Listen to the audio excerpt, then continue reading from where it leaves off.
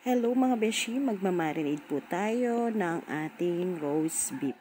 Naglagay po tayo ng maraming powdered paminta, ng maraming bawang, at naglagay po tayo ng oyster sauce. 680 ml po, ubusin po natin yan mga beshi para po kumapit yung lasa ng ating oyster sauce sa ating baka.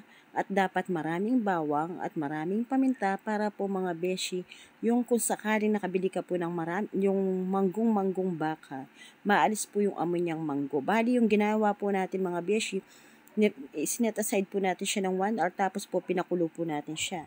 Ang dati pong technique na ginagawa ko is piniprito ko po siya ng tigkal, parang sa asado. Ngayon po mabilis ang technique lang at saka masarap din po yung kalalabasan niya. Ganun naman po yung ginawa natin. Nung napakulo na po natin siya at malambot na, naggisa po tayo ng bawang or garlic. Na ginamit po natin is butter mga beshi. Tapos po pagkagisa po noon, nilagay po natin yung ating sliced mushroom. Tapos mga beshi, yung napakulo po natin na baka or beef, dinagay po muna natin siya na wala muna ng sauce niya o yung pinakasabaw niyang pinagpakuluan.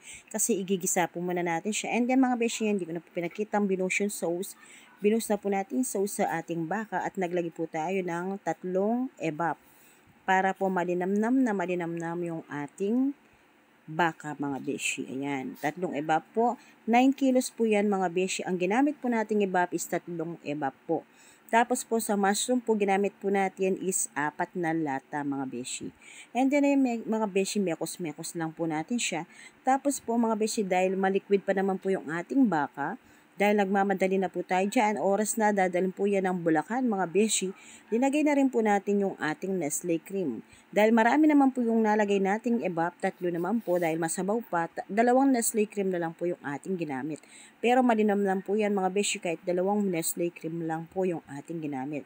And then mga beshi, ayan lang po natin siyang kumulo at nag-form na nga po siya ng malapot. Ayan po mga beshi, nag-creamy na nga po yung ating roast beef. Ayan, ginawa na po natin yan is kinikilo po natin siya. Dapat po eksaktong 500 grams or kalahating kilo or hihigit pa mga beshi. Wag lang po siyang kukulangin para po hindi tayo mapahiya sa ating mga customer in case na mayroon po silang mga timbangan sa kanilang mga bahay. Kasi po, ang policy po namin, pagkakulang po ng 500 grams, ibabalik po yung kanilang in-order sa atin at ibibigay po natin yung kanilang bayad mga beshi.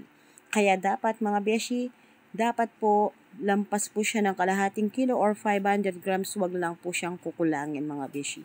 Ayun na po mga beshi, naka-plating na po lahat ng ating mga pasabay order tab ng roast beef at saka po yung small tray natin. Yan po yung dadalhin sa Bulacan mga beshi. Ayan na po yung ating masarap na creamy roast beef mga beshi.